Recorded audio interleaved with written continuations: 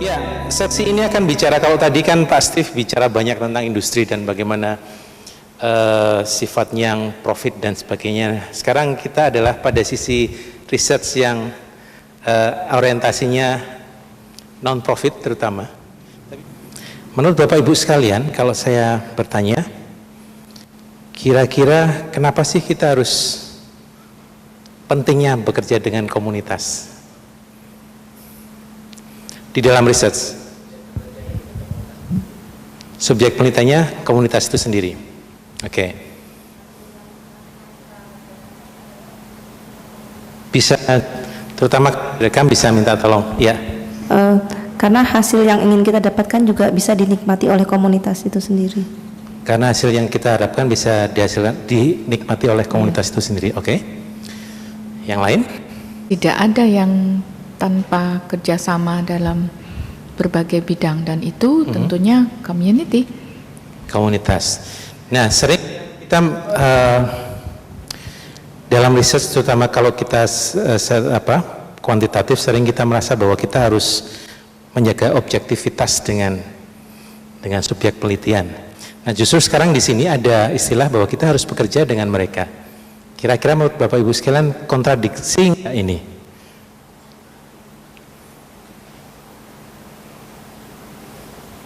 Saya pikir kok enggak ya. Misalnya contohnya harus menjauhkan dari komunitas itu, kan kita bisa mengartikan sebagai orang juga toh.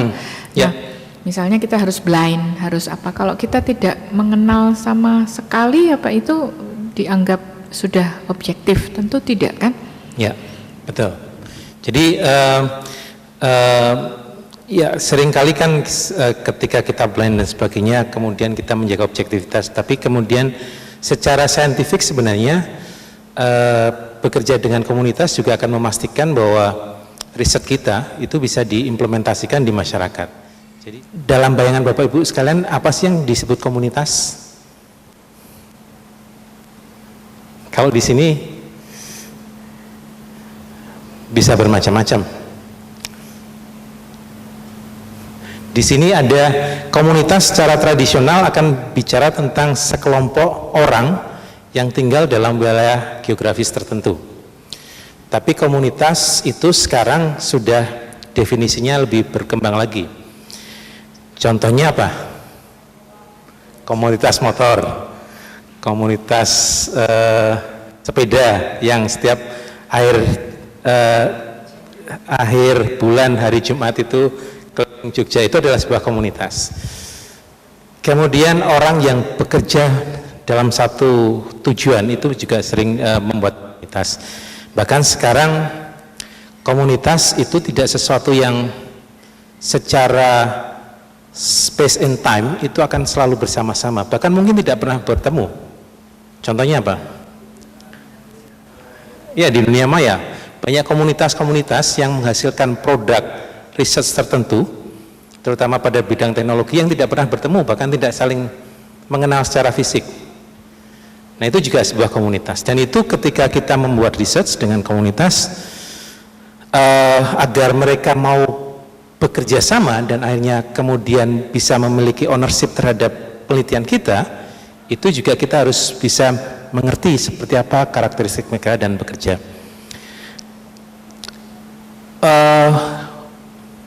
Worst thing yang bisa terjadi kalau kemudian Bapak Ibu gagal bekerja dengan mereka apa?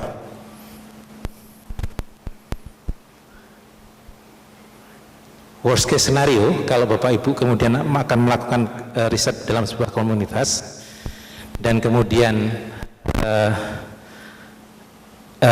Bapak Ibu tidak bisa bekerja dengan komunitas tersebut, apa yang akan terjadi kira-kira?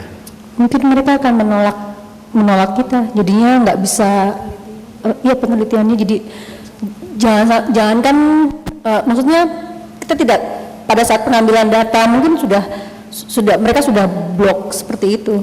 Oke. Apakah itu hal yang terburuk yang bisa terjadi? Dituntut. Bisa terjadi, dan itu Bu Ut pernah mengalaminya. Dan yang lebih buruk lagi adalah sebenarnya beyond dituntut adalah reputasi kita. Reputasi kita sebagai peneliti, sebagai institusi yang seharusnya punya integritas menjadi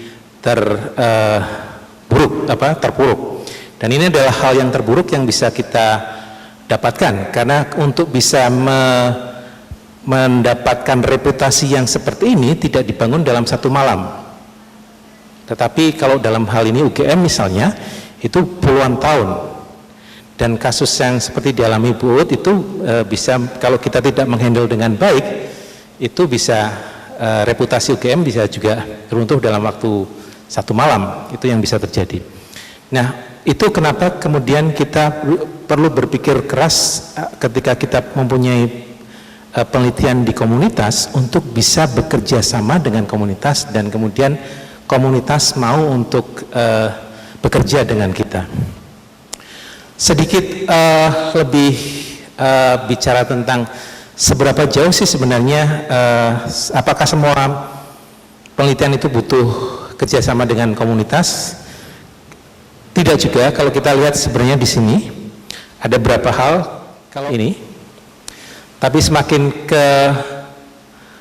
ke arah service dan akhirnya ke arah komunitas, maka bagaimana kita bisa bekerja, mengerti komunitas dan bekerja sama dengan komunitas adalah sesuatu yang menjadi sangat penting di situ.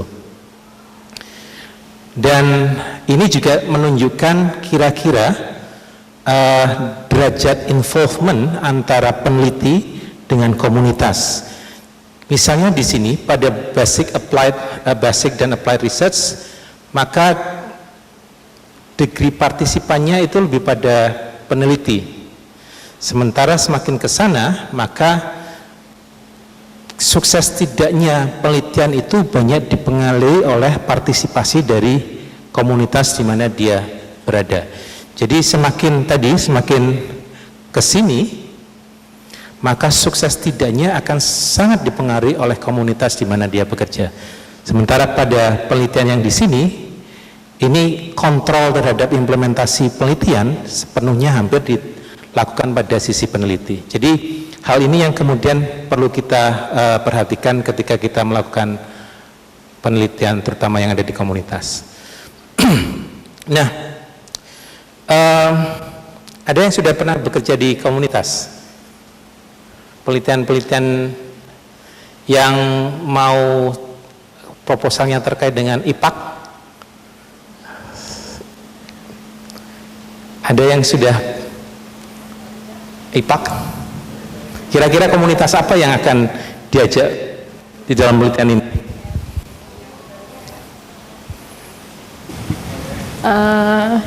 Di sini komunitas penderita cancer end stage cancer. Ya. Apakah hanya komunitas penderita kansernya saja? Dan family. Family? Ya. Kemudian juga nanti ya caregiver. Dari puskesmas sendiri juga ada. Oke. Nah, kira-kira mereka punya karakteristik yang sama nggak?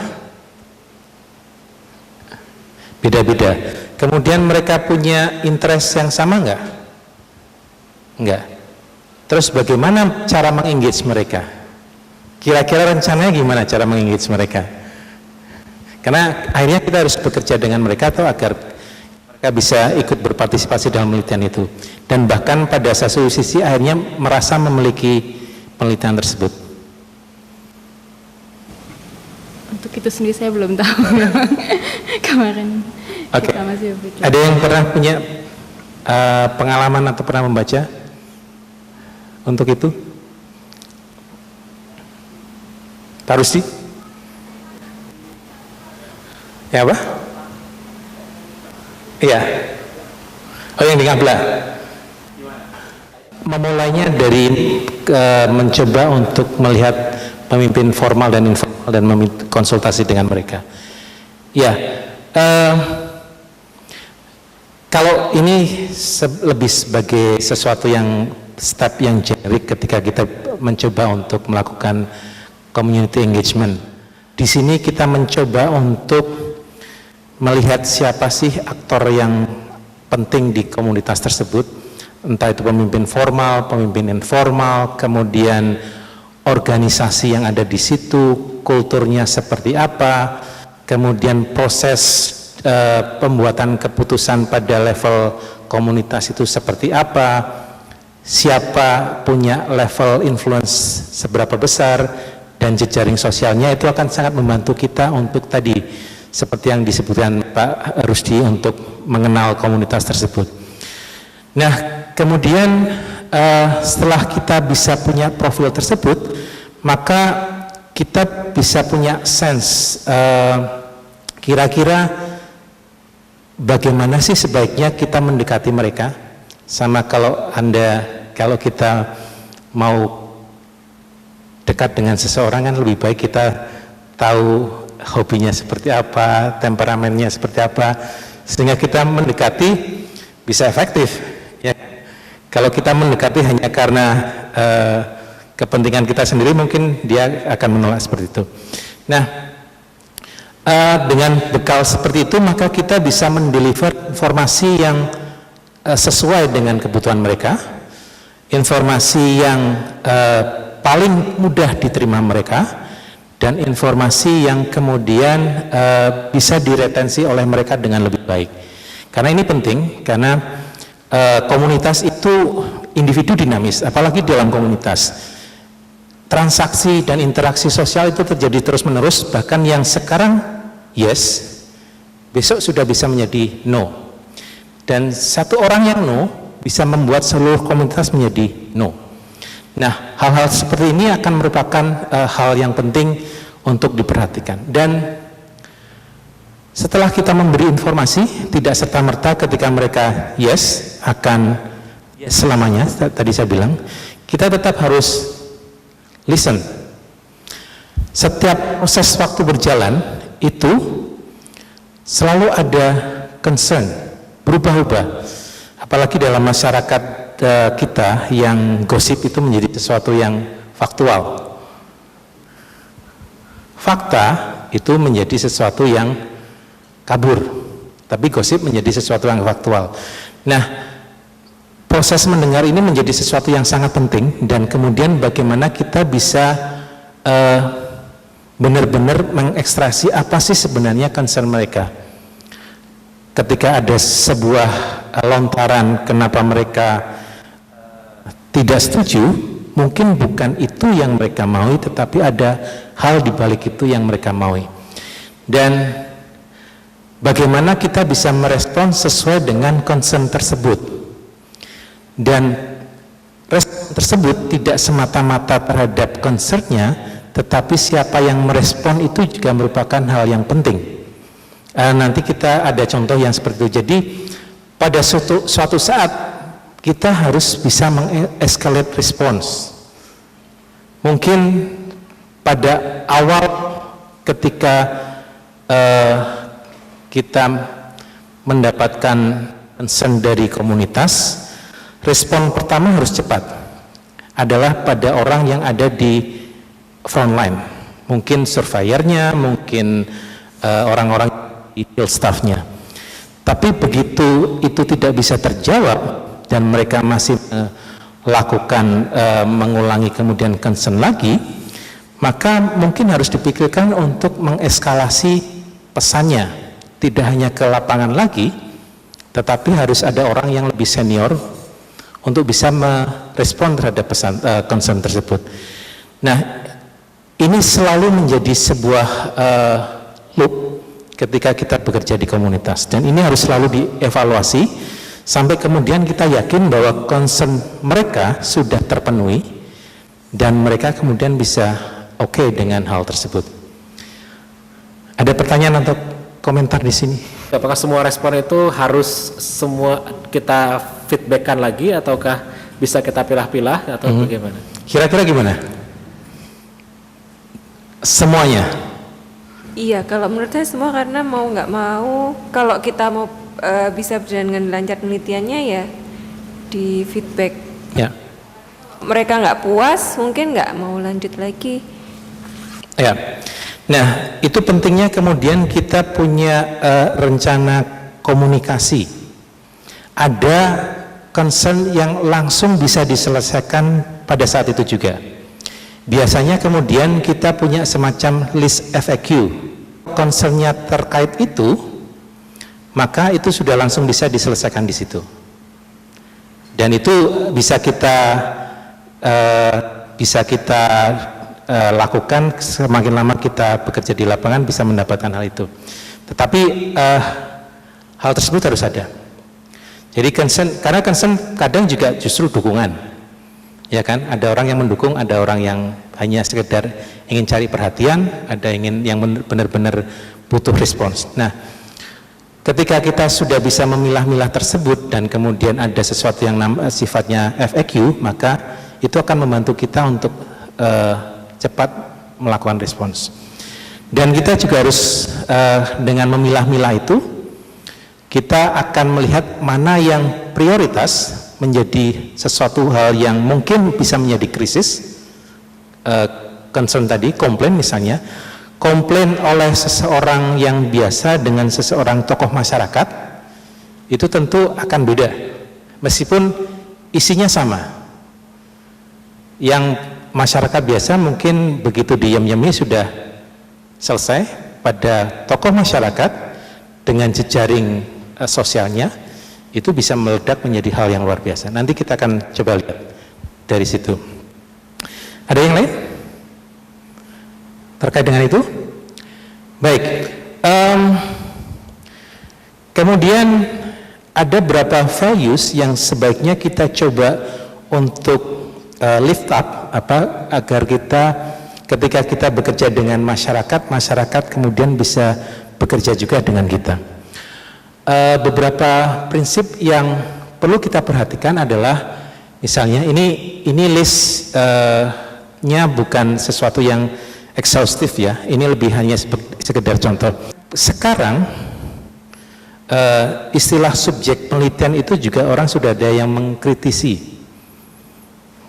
Kira-kira kenapa?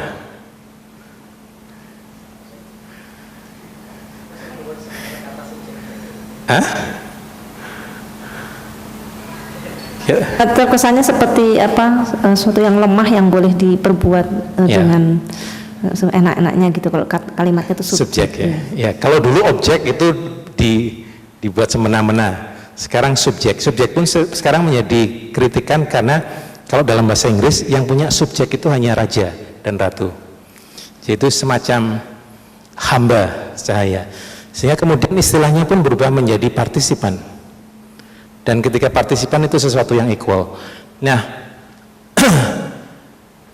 respect itu berarti juga apapun concern yang diberikan oleh siapapun harus ditanggapi dengan equal. Itu tidak berarti sama seperti tadi ya. Kalau tadi kan ada eskalasi karena kemungkinan dampaknya bisa berbeda, tetapi bagaimana kita merespon mereka tidak berarti kalau orang biasa kita kemudian responnya seenaknya, kalau kemudian kepala desa kita responnya dengan penuh munduk-munduk, enggak, tetapi cara meresponnya harus sama ramahnya, sama kemudian sopannya dan seterusnya. Kemudian yang kedua adalah inklusif. Jadi sebisa mungkin melibatkan semua pihak yang memang perlu dilibatkan. Hanya karena kita mungkin tidak nyaman dengan seseorang di komunitas, menyebabkan kita tidak mau bekerja sama dengan mereka. Hanya mungkin karena pandangan politik atau ideologisnya berbeda, kemudian kita tidak melakukan kerjasama dengan mereka. Dan kemudian, dan ini sangat penting terkait dengan integritas kita, adalah transparan. Kita harus transparan terhadap proses penelitian kita. Kalau kemudian mereka ingin mengunjungi kita, bahkan kemudian kalau bisa kita ajak mereka untuk mengunjungi kantor kita dan fasilitas kita, akan sangat membantu agar kita tetap accountable di depan mereka. Nah, responsif tadi, semakin Anda mendelay respon, semakin besar masalahnya, dan itu bisa out of control. apabila kemudian orang tersebut punya resource yang cukup dan kapasitas untuk mengeskalasi konflik menjadi sesuatu yang luar biasa besar. Dan berikutnya adalah honest, jujur. Tidak berarti kalau itu kemudian mungkin membuat tidak nyaman komunitas kita mengatakan sesuatu yang berbeda, tidak. Kita harus honest meskipun itu kemudian menyebabkan mungkin penolakan dari mereka.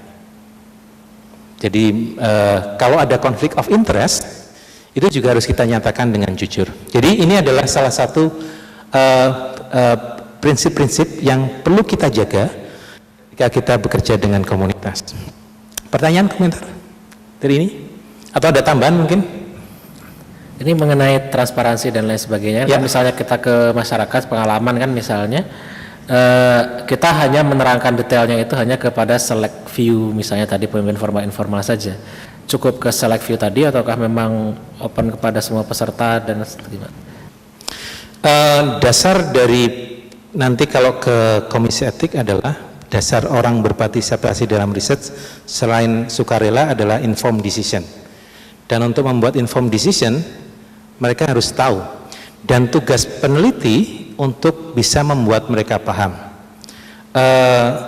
Sesuatu yang detail dan sulit itu tidak menjadi alasan untuk tidak memberikan pada mereka. Bahkan sesuatu yang mungkin menjadi alasan penolakan bagi mereka itu tidak menjadi alasan untuk tidak diceritakan. Ada yang lain? Komentar? Nah, hanya saja karena komunitas itu berbeda-beda, kemudian tadi kita menyebutkan sebuah proses yang generik, tetapi karena komunitas juga berbeda-beda karakteristiknya, tidak ada satu pendekatan sekalipun yang bisa itu diterapkan di komunitas yang lain. Kita akan mencoba untuk melihat contoh kasus di mana meskipun kita sudah mencoba melakukan community engagement bahkan selama 2 tahun lebih, hanya karena sesuatu hal yang kecil itu bisa menyebabkan adanya tuntutan hukum kepada Fakultas Kedokteran waktu itu. Dan ini adalah salah satu contoh dari penelitian yang sedang kami lakukan, yaitu penelitian terkait dengan Eliminate Dengue Project di Indonesia. Saya tidak tahu ada yang sudah pernah mendengar proyek ini di Fakultas Kedokteran. Dalam beberapa generasi, jumlah serangga yang mengandung Wolbachia akan meningkat drastis, sehingga pada suatu saat sebagian besar populasi serangga sudah berwolbachia. Oke, itu adalah yang ini teknologi dari Australia, kan? Kami mau mencoba untuk menyebar nyamuk tersebut di komunitas, simpel kan? Cuman karena namanya nyamuk itu kan seharusnya diberantas. Justru kita harus menyebar itu di komunitas, dan itu menimbulkan secara common sense pesannya menjadi sulit. Jogja sudah banyak demam berdarah, banyak nyamuknya, tetapi kenapa malah justru disebari nyamuk? Itu sesuatu yang sangat luar biasa sulit. Dan sebelum kami menyebar nyamuk, ini adalah kegiatan kami. Maaf. This method is being developed by the Eliminate Dengue Research Program, which is an international scientific collaboration. Maaf, ini ada sedikit mengulang. We hope this approach can significantly reduce the transmission of dengue, particularly in Indonesia, where 90,425 dengue cases occurred in 2012. Leading to 816 deaths according to the Indonesia Ministry of Health. Eliminate Dengue Indonesia is a research collaboration led by the Faculty of Medicine, University of Gadjah Mada, and funded by the Tahia Foundation. The aim of the research project is to develop the Wolbachia method to be suitable for the Indonesian context. So far, other efforts have not been fully successful in eliminating dengue in Indonesia.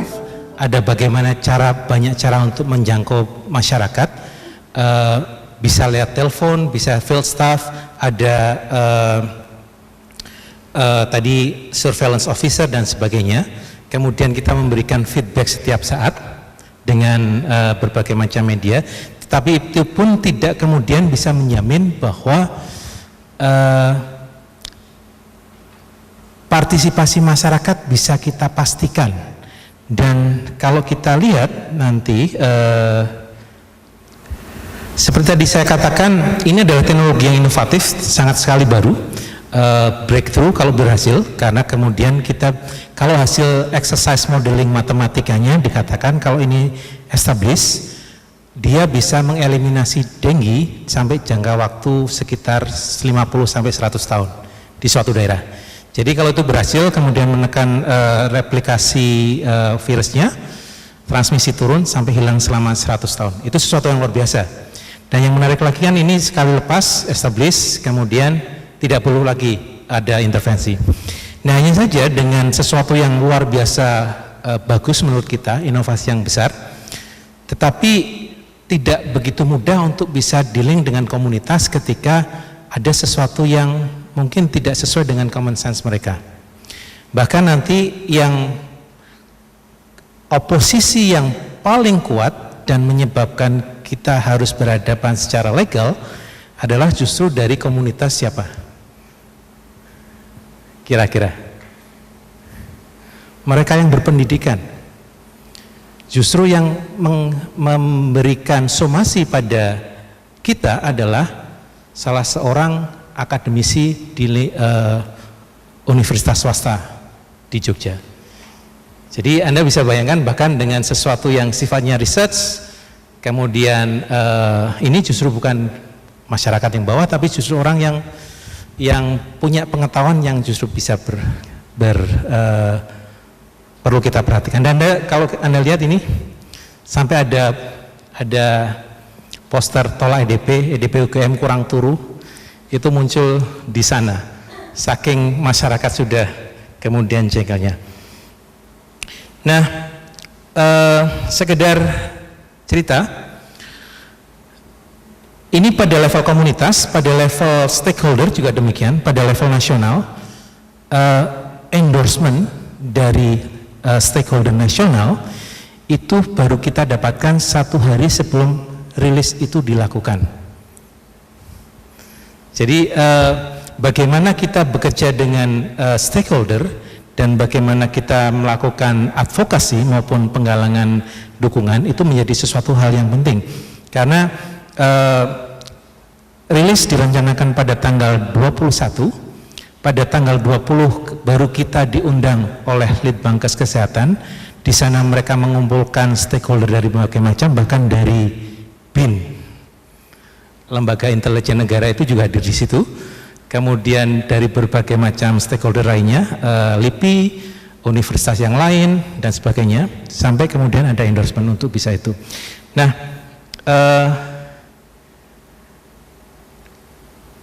transparan kemudian mendengarkan menjadi sesuatu yang penting. Tadi sudah dikatakan bahwa kita sudah melakukan engagement 2,5 tahun. Kita ada di komunitas tersebut setiap saat, diskusi dengan macam-macam. Kemudian penelitian ini sebenarnya ada 3 fase. Fase pertama itu lebih untuk menunjukkan safety dari teknologi ini, banyak di laboratorium, tetapi kita juga sudah mengengage masyarakat. Fase kedua kita akan merilis ke masyarakat. Nah, pada saat itu kemudian kita membutuhkan ethical clearance dari ARB. Pertama kita mencoba untuk melakukan ethical clearance ke ARB-nya Litbangkes dan ternyata ditolak. Alasannya adalah bahwa seharusnya nyamuk ini dilepaskan di pulau terpencil dan tidak berpenghuni. Make sense kalau itu nyamuk yang lain, tetapi karena nyamuk Aedes aegypti kan harus minum darah manusia untuk bereproduksi, jadi itu tidak mungkin. Kemudian kita ke ethical committee-nya di FK, dan di sana kemudian salah satu yang menarik adalah ketika kita memasukkan ke sana, tadinya kita ingin melakukan yang namanya community consent. Artinya consent dilakukan pada level komunitas.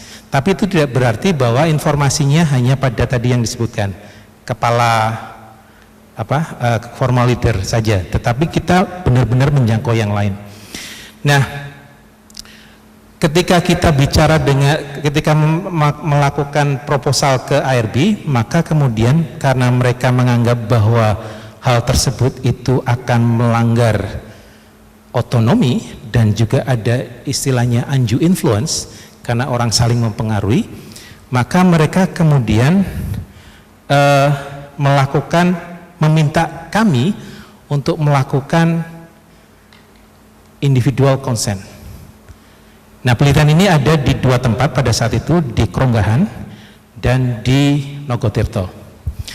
Nah, di sana kemudian apa yang kami lakukan adalah, karena ini sudah merupakan ininya dari Komisi Etik, maka kita mencoba untuk memenuhi itu dengan kita mencoba untuk mensasar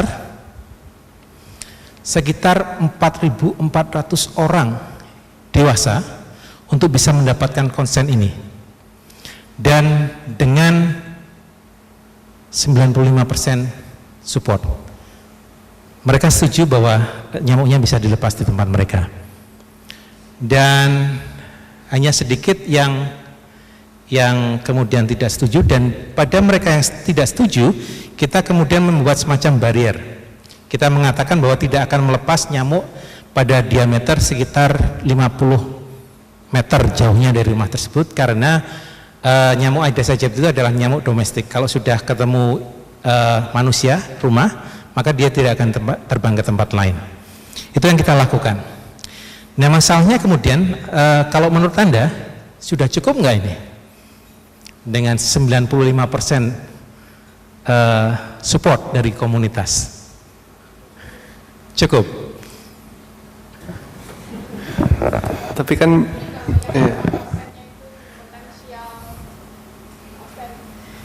ya, potensial offense. Gimana terus?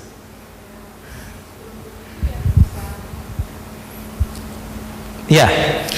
Nah, ini adalah kemudian satu lagi dari masalah ini adalah karakteristik masyarakatnya sendiri. Di masyarakat kita ketika membuat keputusan itu selalu apa? Bersama, musyawarah mufakat. Jadi biasanya kalau orang ditanya setuju enggak, akan bilang itu rembakan dulu, atau ikut Pak RT, atau tetangga sebelah bagaimana. Nah, ketika dia diminta untuk memutuskan sendiri, karena karena alasan dari Komisi Etik bahwa demi untuk undue influence dan prinsip otonomi, apa yang terjadi? Mereka memutuskan tanpa keyakinan sebenarnya. Nah, itu yang terjadi kemudian. Dan ada semacam yang namanya less confident population. Ada grup yang tidak terlalu confident, tetapi kemudian karena mereka melihat sebagian yang lainnya juga tanda tangan yes, maka mereka ikut yes. Seperti kalau X Factor itu,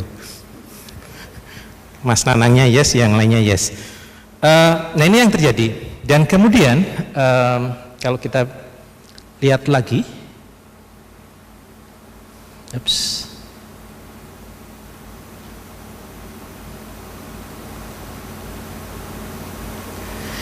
sebelum itu dilakukan, kita sudah melakukan sekitar 300 community meeting. Kemudian setelah itu kita menjangkau dari 300 community meeting, kita tahu hanya sekitar 50% yang hadir dari komunitas.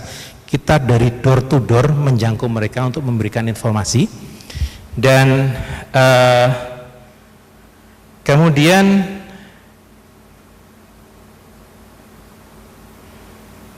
saya coba, ini adalah community engagement officer kami, namanya Bu Bekti. Dia sangat ahli di situ. dan dia mencoba untuk mencari cara untuk bisa menjangkau seluruh komunitas. Science, yeah. Because we had a lot of books, a lot of article, journal teaching us on how to manage the community. But in fact, it is vary between the culture, places, area, and even the nationality. So, in our case, we try to manage the community expectation by listening more to them. But this is not only about listening, but how to respond back to their concern. This is the area that we need to improve a lot. First, not only listen to the leaders, and the leaders here we should divide it into two, formal and informal leader. Most of the time we rely on the formal leader because it is in the structure, so it is easy to reach, and also for example, once of the village leaders say, okay, we will have a meeting, then the formal leader will follow his instruction. But for the informal leader, usually they are not involved in the structure. We need to be careful and cautiously identify them. In the community meeting, in fact, we only able to cover about 50%. For example, in a month, we have more than 4 or 5 community meeting organized, disaggregated by sex, or this is based on the religious meeting and community meeting, and even male, female, youth, and etc. But not all of the community attended meeting. In our calculation, it's about 50%. We also need to listen to the community that has a lot of burden to attend community meeting. For example, the disabled, the women, the pregnant women, and also the elderly. They might not be able to attend the community meeting, but in some household, they have influence in decision making. So my point is, yeah, try as much as we can, go beyond the normative structure in the community. Oke, jadi di samping bekerja dengan formal leader, kita juga harus mencoba reach out yang lainnya di situ pesannya. Nah, ini yang terkait dengan regulasi, saya akan skip, akan saya lebih banyak bicara tentang itu. Yang tadi dengan IRB, kemudian kita bisa membuat individual informed consent. Jadi dalam waktu 10 minggu kita mencoba untuk mendapatkan konsen dari 4.600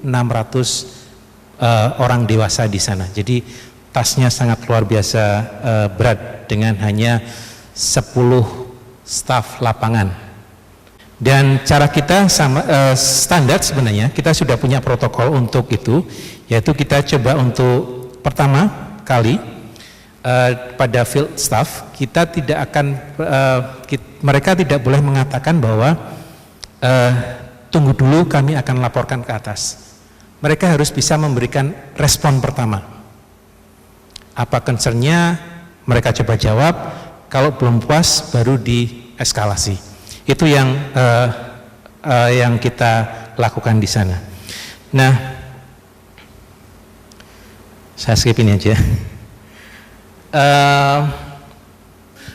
Kemudian dia juga aktivis LSM.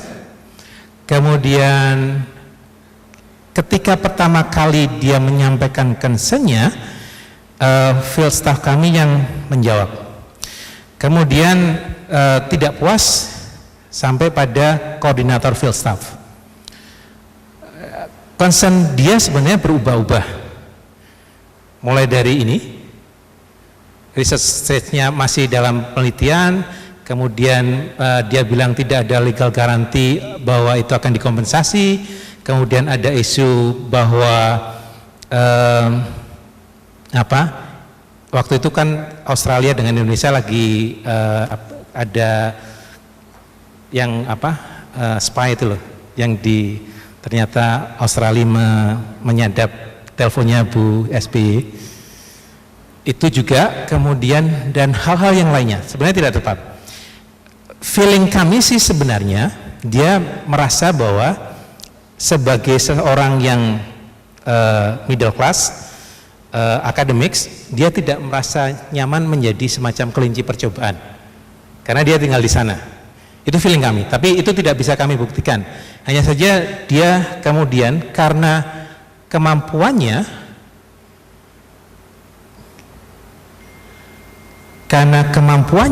dia kemudian bisa mengorganisasi, dan dia bermainnya cantik sekali karena dia tidak muncul di depan. I think it's normal in any kinds of research to have individuals who agreed and not agreed. So, but the surprise is that because it went a little bit beyond that some individuals and then trying to affect others' decisions and to organize that a little bit.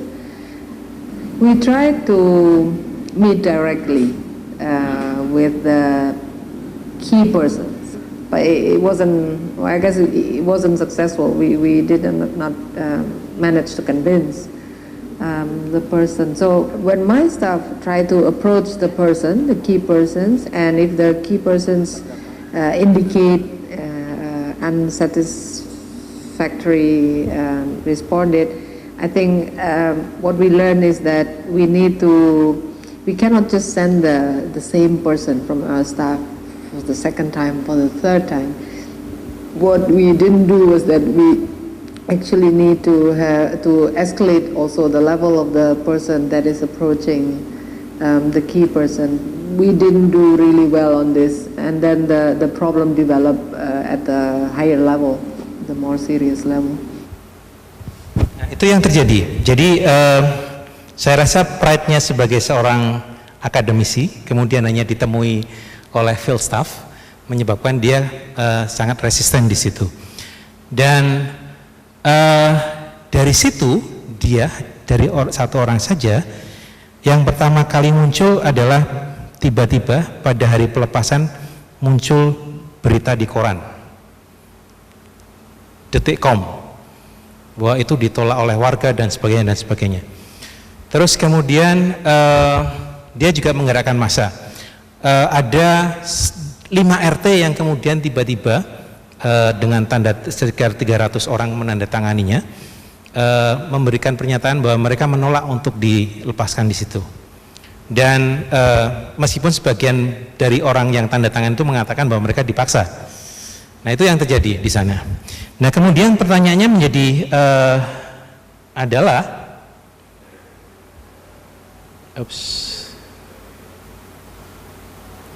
pertanyaan etik sebenarnya juga.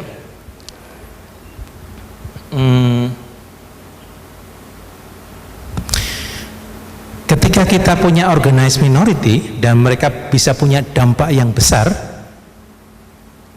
kemudian itu menjadi mayoritas secara politis, apalagi kemudian dia bisa mengorganisasi komunitas, dia punya akses ke media, dan yang terakhir kemudian dia meng-hire pengacara untuk melakukan somasi pada kita. Hanya dengan masalah bahwa kita tidak respon dia secara adekuat. Tapi pertanyaannya kemudian adalah ketika orang itu seperti ini, bagaimana dengan hak yang lain yang sebenarnya setuju dengan dilepaskan? Itu juga menjadi pernyataan etikal di situ. Dan ini yang kemudian kita balikkan ke masyarakat.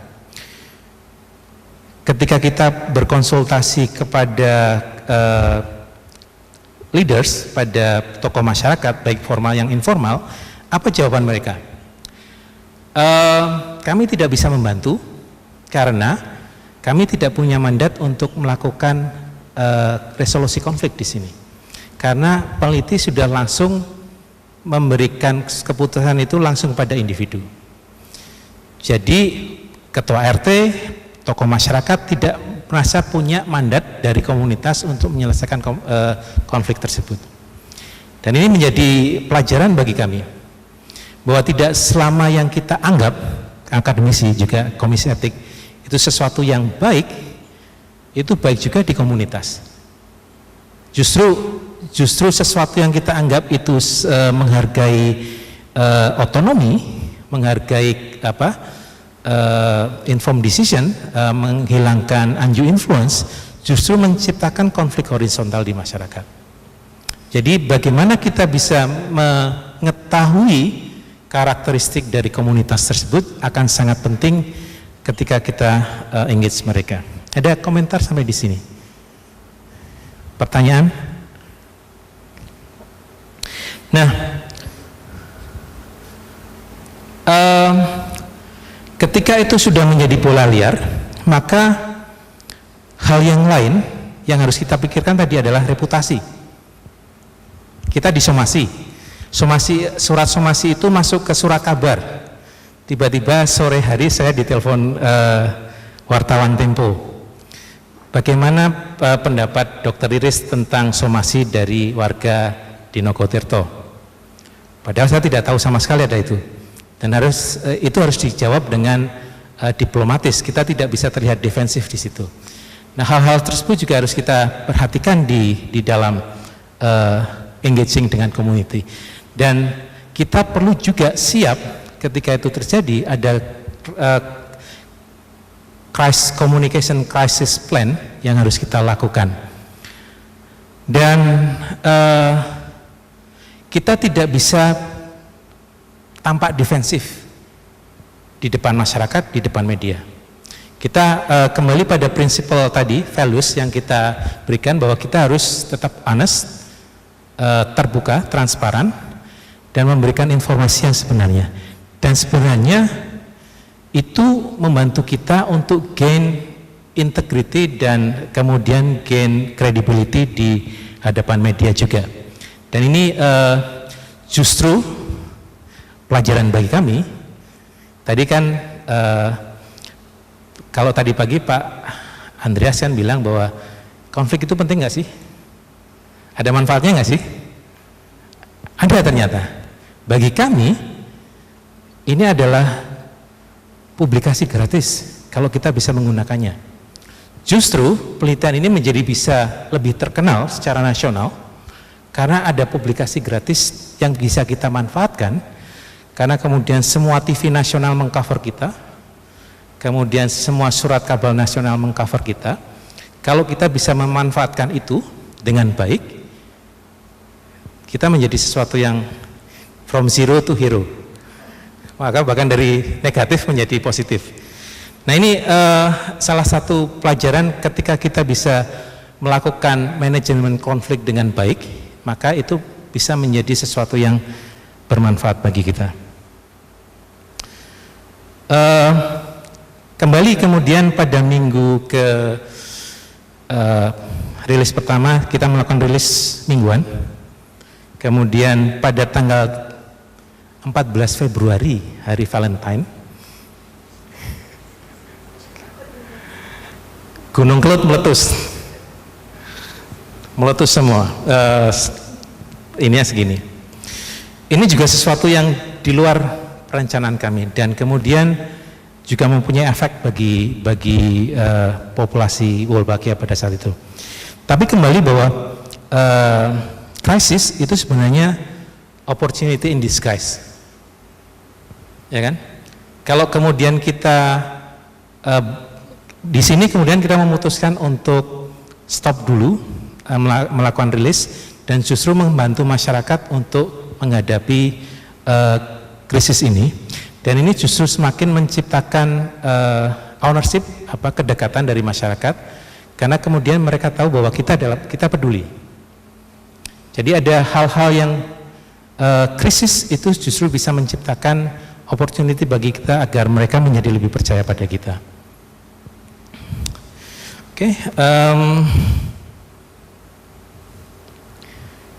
Itu adalah salah satu contoh-contoh ketika kemudian kita engage dengan masyarakat.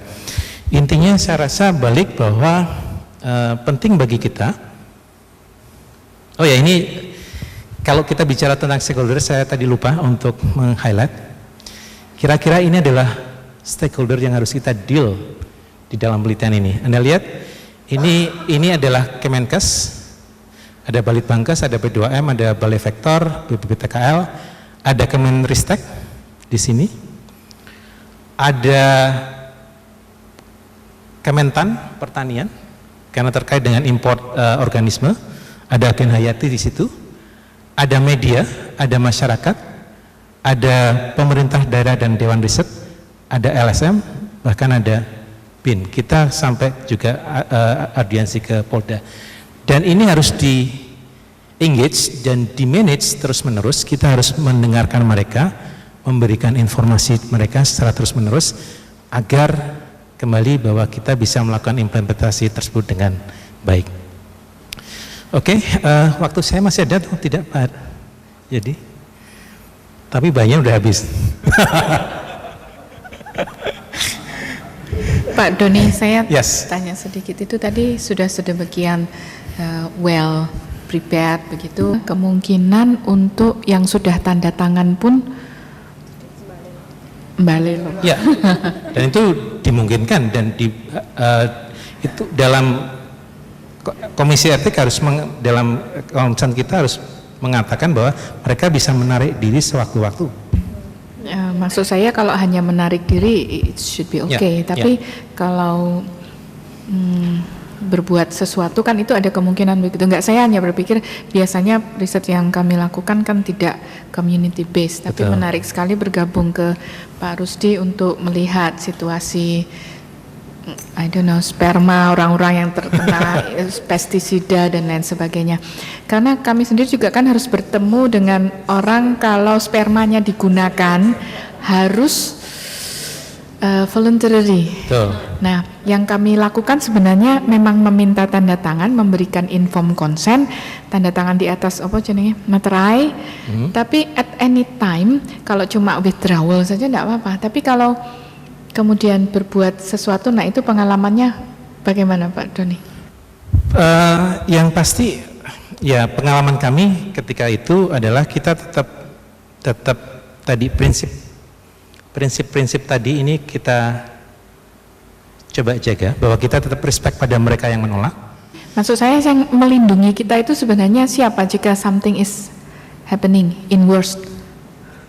Mungkin Bu Ut mau menambahkan? Karena memandang saya dengan tajam. Ya, tadi sebenarnya ada tambahan Bu.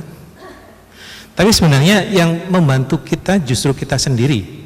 Bagaimana kita bisa present di depan mereka bahwa kita tuh memang honest, respect, kemudian tetap menghargai mereka yang menolak, bahkan oppose pada kita, tidak hanya menarik diri tapi menolak. Tetap memperlakukan mereka sama seperti mereka yang bersedia berpartisipasi, tetap terbuka, tetap mengundang dan sebagainya. Misalnya begini, contoh yang di 5 RT tersebut, kami tetap melakukan tindakan monitoring. Kami memonitor nyamuk, surveillance denginya tetap terjadi.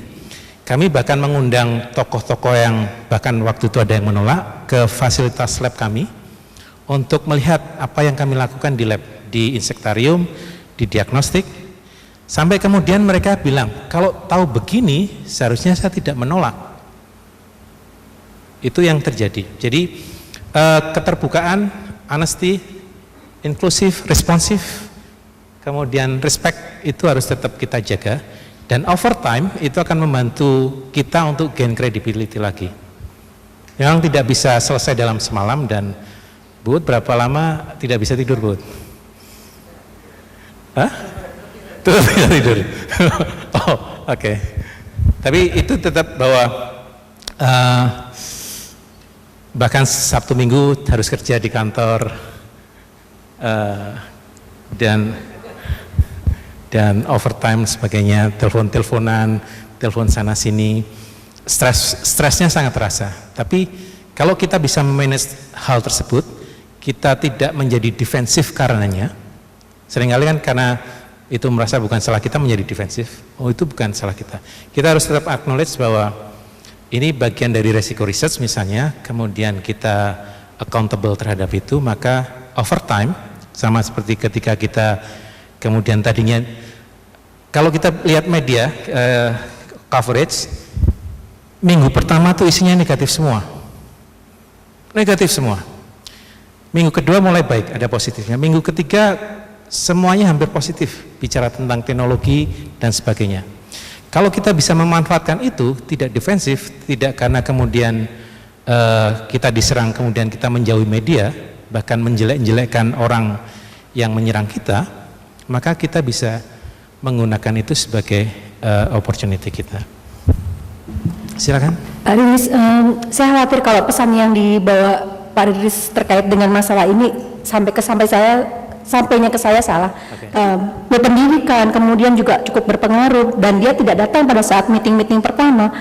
Apakah sebenarnya untuk hal seperti itu kita yang istilahnya kita yang punya gawe, kita yang datang ke rumahnya dia secara personally, apakah itu message yang bisa saya terima? Maksudnya salah nggak kalau message saya sampai seperti itu? Message-nya adalah potensial opponents harus di-manage. Kalau harus dieskalasi, dieskalasi. Kalau perlu misalnya ketika kita tahu sudah ada potensial opponent, kita harus bikin profil dia, seperti FBI bikin profil serial killers. Siapa orang tersebut, sifatnya seperti apa, siapa orang di sekelilingnya, circle of influence-nya di komunitas seperti apa, siapa yang berpengaruh bagi dirinya, itu harus kita punya. Karena itu yang bisa menjadikan bantuan bagi kita untuk mempengaruhi dia. Itu salah satunya. Oke? Terima kasih Pak. Ya.